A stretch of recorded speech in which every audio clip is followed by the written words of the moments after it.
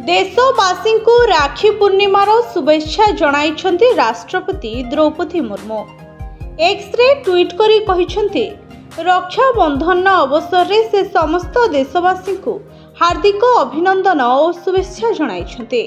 से कहिछन्ति भाई और भौणी को मध्यरे प्रेम और पारस्परिक विश्वासर भावना उपर आधारित एही पर्व समस्त भौणी और झियों प्रति स्नेह और सम्मानर भावना को प्रकाश करथाए।